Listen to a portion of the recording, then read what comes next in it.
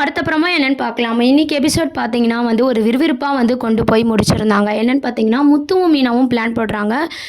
இந்த மாரி 48,00,000க்கு அவங்களோட செயின் ஒரு 5,00,000 அதுவும் அவங்க பாட்டி குடுத்த வெள்ளி டாலர் எல்லாத்தையும் அடமானம் வச்சு பாதி கடனை இது பண்ணிடலாம் அப்படின்ற மாரி யோசிக்கிறாங்க. இன்னொரு சைட் பார்த்தீங்கன்னா, பூ ஆர்டர் டெக்கரேஷன் ஆர்டர் மீனாவுக்கு பெருசா கிடைச்சிருக்க மாரி காமிச்சிருக்காங்க.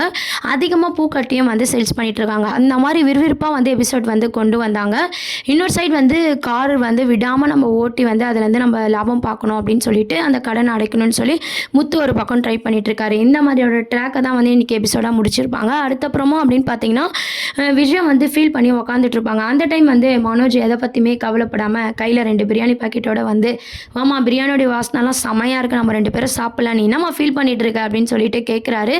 உடனே விஜயாவுக்கு ரொம்பவே கோவம் வருது. வீடு என்னை விட்டு போயிட போகுதுன்னு சொல்லி நான் கவலையில் இருக்கேன், நீ என்ன பிரியாணி சாப்பிடலான்னு கூப்பிடுறேன்னு சொல்லிட்டு பலான்னு ஒரு அறை நம்ம மனோஜை பார்த்து அறையிறாங்க.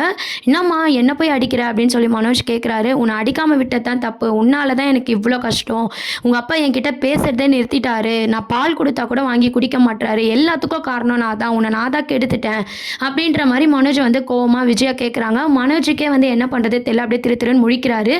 இருந்தாலும் பார்த்தீங்கன்னா விஜயா உன்னால தான் எல்லா பிரச்சனைக்குமே காரணம், ஒழுங்காக அந்த கடனை அடைக்காத என்ன பண்ணுமோ அதை பண்ணு, இந்த வீடு என்னை விட்டு போச்சுன்னா அவ்வளோதான் அப்படின்னு சொல்லிட்டு மனோஜ் கிட்ட கோவமாக பேசிட்டு விஜய் அங்கேருந்து போய்ட்றாங்க. அதுக்கப்புறம் பார்த்தீங்கன்னா இதுக்கப்புறம் வர எபிசோடில் அண்ணாமலை கண்டிப்பாக விஜயா கூட பேசாத மாதிரி காட்ட போகிறாங்க. அண்ணாமலை கோவம் எப்படி சரி பண்ணுறதுன்னு சொல்லி விஜயா யோசிக்க போகிறாங்க. நடுவில் முத்து மீனாவோட எஃபர்ட்டை தான் இந்த வாரத்துக்கான எபிசோடாகவும் கொண்டு வர போகிறாங்க. அதிகமாக ஆர்டர் வரது இருந்தாலும் சரி, இந்த வேன்லாம் வாங்கியிருக்காங்களே அதை வச்சு எப்படி காசு சம்பாதிச்சு கடனை அடைக்கலாம் அப்படின்னு சொல்லிட்டு விடாமல் 2 பேரும் ஆர்ட் ஒர்க் பண்ணி தான் பார்த்தீங்கன்னா அந்த கடனை அடைக்கிற மாதிரி கொஞ்சம் கொஞ்சமாக கொண்டு போகிறாங்க. இப்போதைக்கு முத்து லாங் டிரைவ் அது மாதிரி போயிட்டுருக்காரு, தூக்கம் கூட பார்க்காம. மீனா பல ஆர்டருங்களை எடுத்து குவிடுறாங்க.